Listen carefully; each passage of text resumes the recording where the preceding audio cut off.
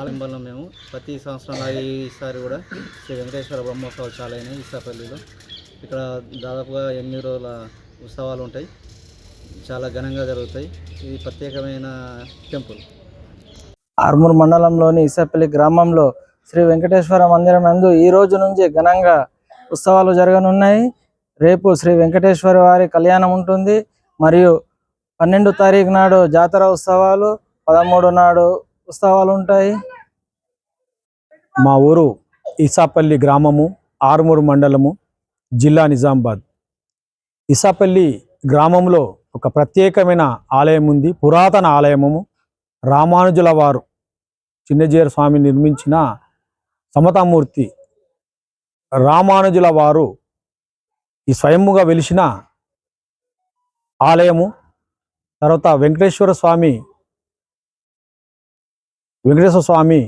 ఇక్కడ నిలుపుకొని బ్రహ్మోత్సవాలు, మా పూర్వీకుల నుంచి బ్రహ్మోత్సవాలు జరపడం స్టార్ట్ చేసినాం. తిరుపతిలో ఏ విధంగా అయితే బ్రహ్మోత్సవాలు స్టార్ట్ చేసిరో మేము కూడా మా పూర్వీకుల నుంచి ఆచారము కొనసాగిస్తూనే ఉన్నాము.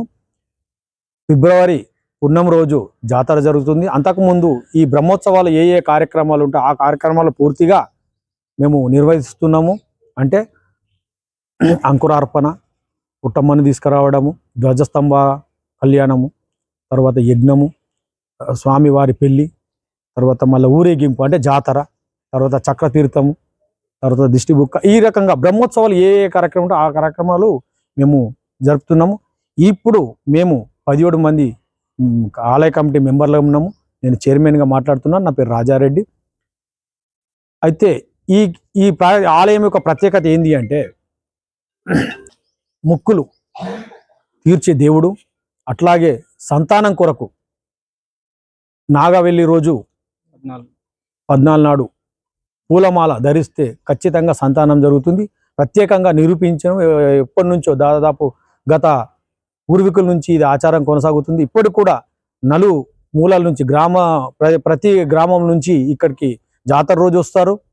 తర్వాత నాగవెల్లి రోజు పూలదండ అంటే పెళ్లి అయిన యువతులు సంతానం కొరకు ఆ దండ వేసుకుంటే ఖచ్చితంగా సంతానం జరుగుతుంది.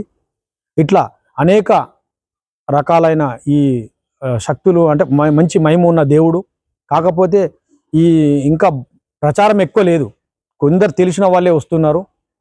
ఈరోజు మా అదృష్టం కొద్దీ, ఆయన ఆశీర్వాదం కొద్దీ ఈరోజు మీడియా వాళ్ళు వచ్చిరు కాబట్టి మేము వివరిస్తున్నాము.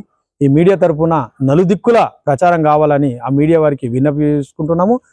దయచేసి చుట్టుపక్కల గ్రామస్తులు కూడా 9వ తారీఖు నాడు స్వామివారి కళ్యాణం ఉన్నది, 12వ తారీఖు నాడు జాతర ఉన్నది, తర్వాత 14వ తారీఖు నాడు నాగవెల్లి ఉన్నది.